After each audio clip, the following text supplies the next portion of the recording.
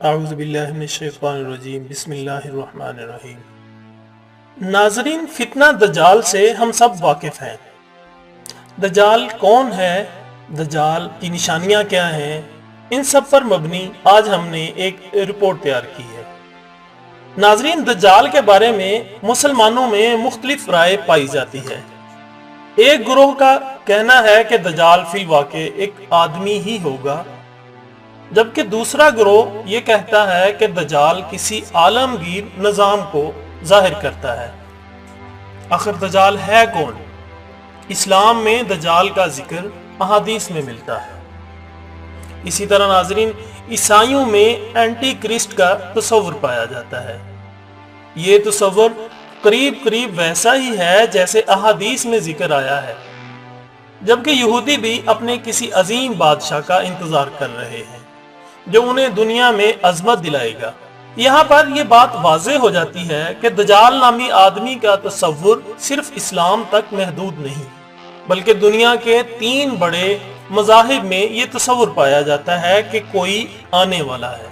ناظرین، دنیا کے 3 بڑے مذاہب میں ایک جیسی بات کا تصور پایا جانا کہ کوئی آنے والا ہے، یہ ایک معمولی بات نہیں ہے، یہ بہت بڑی بات ہے۔ ویسے بھی احادیث میں آیا ہے کہ ہر پیغمبر نے اپنی امت کو دجال کے فتنے سے ڈرایا ہے۔ حضرت عبداللہ بن عمر رضی اللہ تعالیٰ عنہ سے روایت ہے کہ رسول اللہ صلی اللہ علیہ وسلم نے فرمایا کہ میں بھی تم کو دجال سے ڈراتا ہوں، اور ہر پیغمبر نے اپنی امت کو اس سے ڈرایا ہے، مگر میں اس کی ایک نشانی تم کو بتا دیتا ہوں جو کسی پیغمبر نے اپنی امت کو نہیں بتائی ہوگی۔ وہ نشانی یہ ہے کہ وہ مردود ایک آنکھ سے کانا ہوگا۔ ناظرین، دجالی فتنے کے 3 مراحل ہیں۔ پہلا مرحلہ حق و باطل اور سچ اور جھوٹ میں فرق اور پہچان ختم ہو جائے گی۔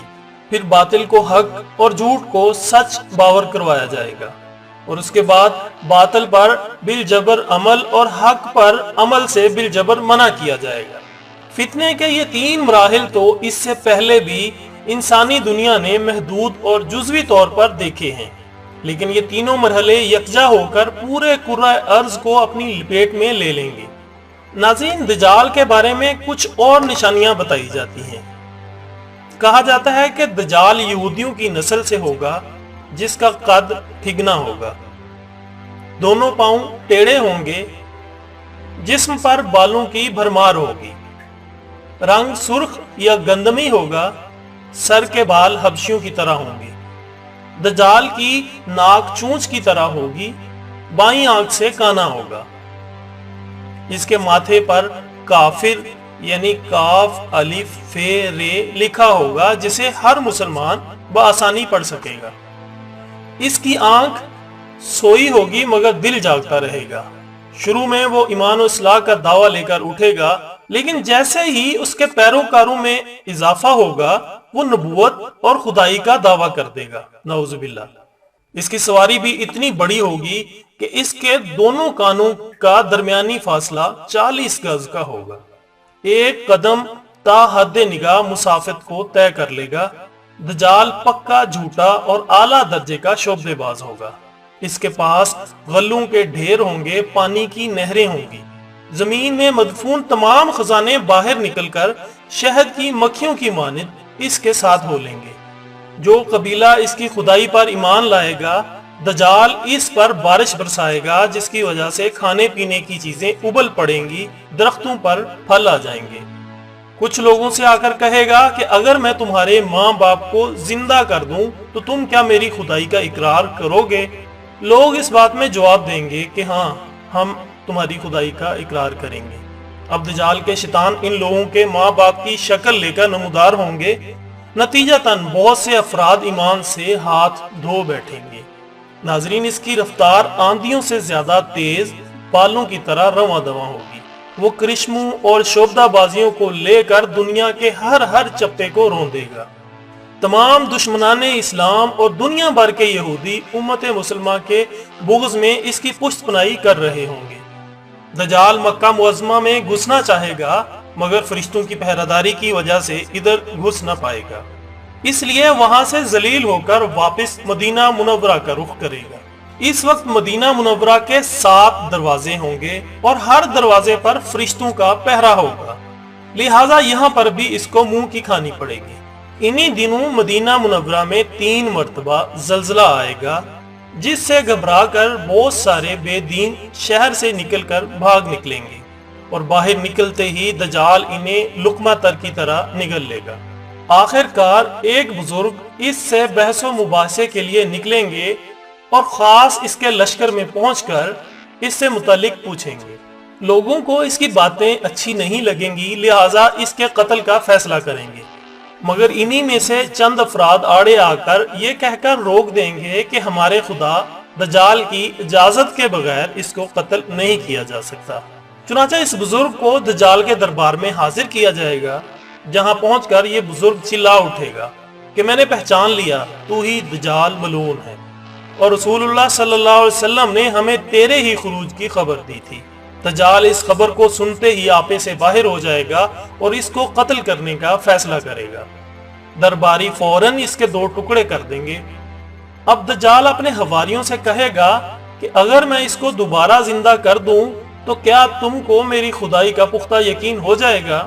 یہ دجالی گروپ کہے گا کہ ہم تو پہلے ہی آپ کو خدا مانتے آ رہے ہیں، البتہ اس معجزے سے ہمارے یقین میں مزید اضافہ ہو جائے گا۔ دجال اس بزرگ کے دونوں ٹکڑوں کو اکٹھا کر کے زندہ کرنے کی کوشش کرے گا۔ ادھر وہ بزرگ حکم الہی سے کھڑے ہو جائیں گے اور کہیں گے اب تو مجھے اور بھی زیادہ یقین ہو گیا ہے کہ تو ہی دجال ملعون ہے۔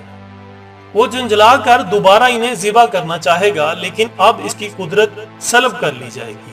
دجال شرمندہ ہو کر انہیں اپنی جہنم میں جھونک دے گا، لیکن یہ آگ ان کے لیے ٹھنڈی اور گلزار بن جائے گی۔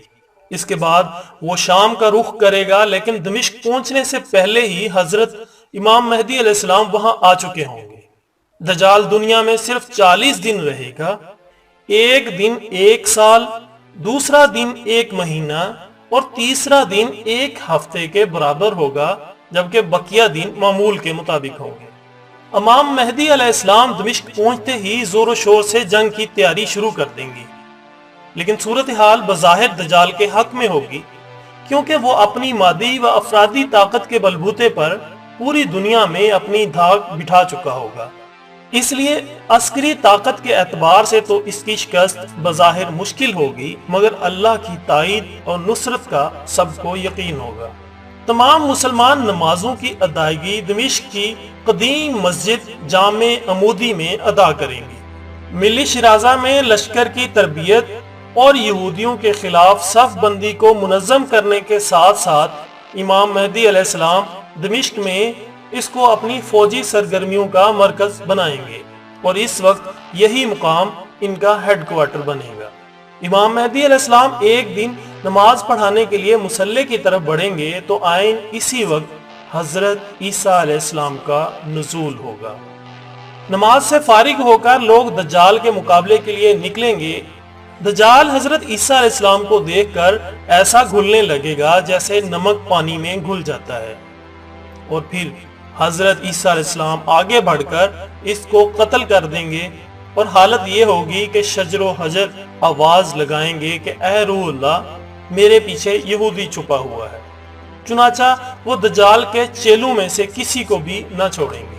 پھر حضرت عیسیٰ علیہ السلام صلیب کو توڑ دیں گے، یعنی صلیب پرستی ختم کریں گے، خنزیر کو قتل کر کے جنگ کا خاتمہ کریں گے۔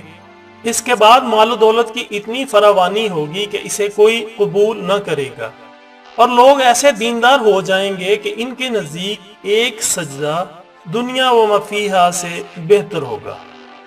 ناظرین، یہاں پر اختتام ہوتا ہے دجالی فتنے کی سٹوری کا۔ امید کرتے ہیں کہ آپ کو پسند آئی ہوگی۔